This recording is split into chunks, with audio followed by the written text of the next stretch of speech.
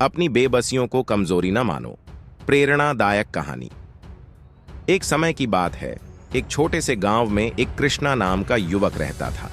कृष्णा का दिल बड़ा ही दयालु था और वह हमेशा दूसरों की मदद करने को तैयार रहता था। चाहे वह कितनी भी मुश्किलें क्यों ना हो, कृष्णा हमेशा दूसरों के साथ खड़ा रहता था।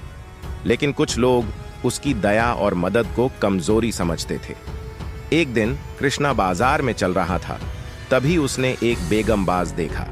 बेगमबाज का नाम था रामू, जो अपनी बेबसी के बावजूद अपने जीवन में आय बनाने की कोशिश कर रहा था। उसके पास कोई विकलांगता नहीं थी, लेकिन उसकी निराशा का आभास था। कृष्णा ने रामू की स्थिति को देखकर उसकी ओर ध्यान दिया। उसने रामू के पास जाकर उसे थोड़ा पैसा और खाना दिया। रामू ने कृष्णा की आंखों में देखते हुए उसको धन्यवाद दिया। उसका यह प्रयास कृष्णा की आत्मा को छू गया। धीरे धीरे कृष्णा रामू के बारे में और अधिक जानने लगा। वह जानता था कि रामू ने अपनी आशा को हार नहीं माना और अपनी मेहनत से जीवन को स्वीकार किया। इससे कृष्णा की सोच में बदलाव आया। दिन रात काम करते समय कृष्णा ने रामू की ओर भी अधिक सहायता की। उसने न केवल रोजगार दिया, बल्कि उसके सपनों को साकार करने के लिए भी समर्थन किया। कुछ समय बाद कृष्णा की मेहनत और रामू की संघर्षशीलता ने फल दिया।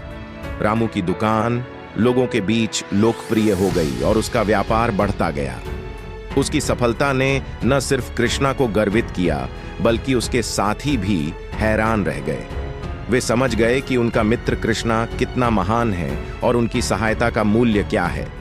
आखिरकार एक दिन कृष्णा को उसके साथी ने पूछा, तुमने कैसे सोच बदली और उसकी बेबसी को कमजोरी नहीं माना? कृष्णा ने मुस्कुराते हुए कहा, मेरे दोस्त, रामू ने अपनी मजबूती को कभी कमजोरी नहीं माना।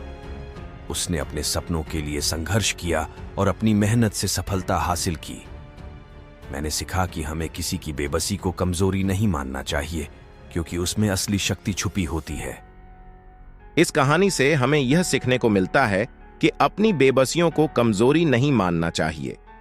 बेबसी एक हालत है, न कि कमजोरी।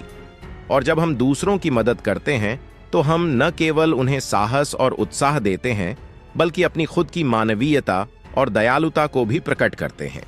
और इसी तरह से हम समाज में असली बदलाव ला सकते हैं।